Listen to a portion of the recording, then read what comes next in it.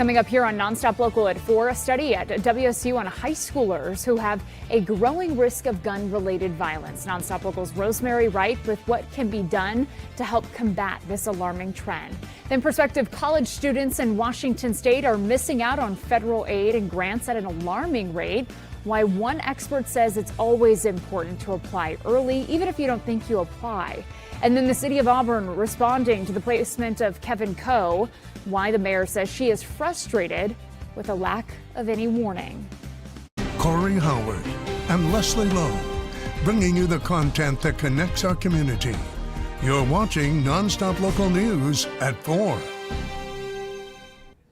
Well, good afternoon. I'm Morgan Ashley in for Corey Howard today. The mayor of Auburn, Washington, Nancy Backus, is issuing a statement on Kevin Coe's relocation to their city. It says they had no idea that Coe, also known as the South Hill rapist, would be relocated to the city. The mayor says the city only learned about this through newspapers and TV stations. She also says Auburn should not be treated as a community of last resort when other placements are met with opposition.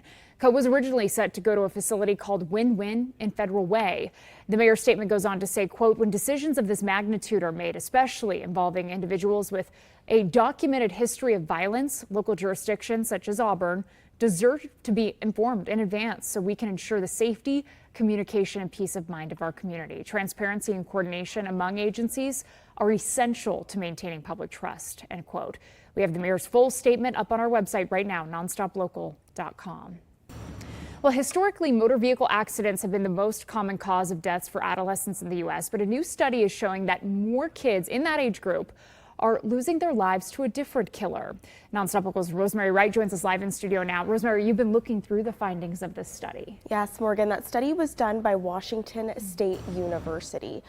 What it found, the main takeaway, was that more children and young people between the ages of 11 and 18 die by gun violence than any other cause. That includes car crashes, disease, or even random accidents. The WSU study, which reviews federal data, shows there were 1,945 gun deaths among adolescents in 2001, that number spiking to 3,224 annually by 2022. This study was different from previous similar research efforts because it looked specifically at deaths for ages 11 to 18 rather than including young children. In previous studies, when they looked at these 1 to 19-year-olds, they found that firearms surpassed motor vehicle accidents around 2020. But when we narrow it into middle and high school aged adolescents, we actually find that cross that happened earlier. This new study found that firearms became the leading cause of death for that age group back in 2017. Waybright says a possible solution here is having ongoing conversations with your child about guns, not necessarily about the politics, but the understanding of being safe when around firearms. In studio, I'm Rosemary Wright, NonStop Local. Morgan? Thanks so much, Rosemary. Now to a crime tracker alert out of Yakima. The sheriff's office confirms a 17-year-old boy was killed in a hit and run October 4th. They say they received a report on Stover Road. This was around 10 p.m. of a victim lying in the road. The witness told police they saw a car drive through and hit the boy before taking off. The Yakima County Sheriff's Office is now asking for your help in this case. So if you know anything, please call 509-574-2500. It is a Thursday afternoon, and meteorologist Justin Spinney is here. I'm so glad to see you, by the way. It's so fun to be back. Yeah, good to be with you, Morgan. Yeah, you've been morning show, evening show. That's you right. Kind of got some sleep. I'm excited to watch the sunset instead of the sunrise tonight. So that's Does it get confusing? Like, which one is this? A little bit. I look at the clock and I don't know if it's AM or PM right now. There we go. But hey, again, it's good to be back again with you. And what a day to come back for. The temperatures today unseasonably warm. In fact, we are on record watch right now in Spokane. The record for today, 81 degrees. We are not far from it. High temperatures so far as of 4 o'clock is at 79 degrees, just 2 degrees off that record. If we can get just a little bit warmer, we may be able to tie it. It is, again, very warm out there. As we head down toward the Palouse at 76 degrees, 78 into the LC Valley. Deer Park, though, some huge temperature fluctuations. You had multiple mornings below freezing to start this week, and you are now at 80 degrees and about the the only place in the region right now at 80 degrees. Pretty impressive to see that. But as we look at the satellite and radar right now, there's that bigger low pressure system that you can see spinning around in the Pacific. As we head into tomorrow, that's going to start its trek inland, and that will change our weather pattern. So enjoy the temperatures today because they are not going to last. Still mild temperatures tomorrow, though not quite as warm as today, and then it gets much colder as we head into the weekend, and along with that, the shower chances will make their arrival. Tonight into tomorrow, though, things stay pretty quiet, at least through those morning hours. By the evening, though, take a look at those shower chances around the region. That's our first real chance to see some measurable rain tomorrow night, and then those chances continue all the way through the weekend. And on top of that, Morgan, the mountain snow level is going to be dropping. Incredible to say that on a day where we're talking about temperatures toward the 80s. We'll talk more about those mountain snow levels coming up. That is wild. Thanks so much, Justin. Votes to end a government shutdown have failed once again. This measure passed the House but failed in the Senate. Same thing happened to Democrats' amended version. President Donald Trump says his administration's planning to use the ongoing government shutdown to permanently cut government programs popular with Democrats as this funding stalemate continues. The president, though, did not specify what programs were on the chopping block. I blame the Democrats. They ought to call their local Democrat representative, whether it's a senator or a congressman, and it's their fault. Our position continues to be clear. We will sit down to negotiate with members of the Trump administration, with Republican leaders in the House and the Senate. We're ready to do it now, but we have to also address the Republican health care crisis.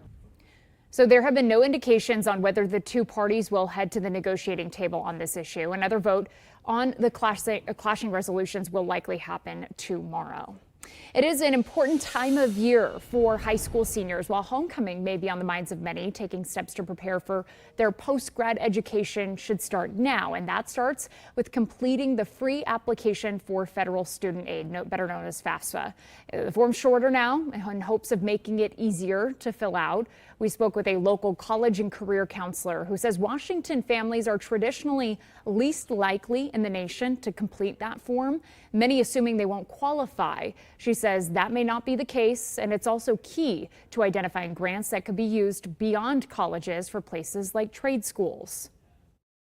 The classroom portion has cost associated to it. There are program costs to almost every apprenticeship out there. And so and then a lot of times you have to buy materials and tools and all kinds of things. And the Washington College Grant helps cover those.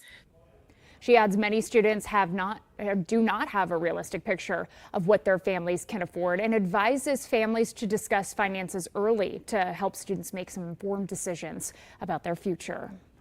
Yakima Valley College says they have received grants from the U.S. Department of Education for more than $900,000. They will enable the college to continue programs dedicated to supporting first-generation and poverty-impacted students in the Yakima Valley. YVC says they serve not only college students, but high school students through tutoring, college tours, SAT prep, and other programs. Students can take part in a 6-week program that allows them to live and attend class on campus while earning college and high school credit.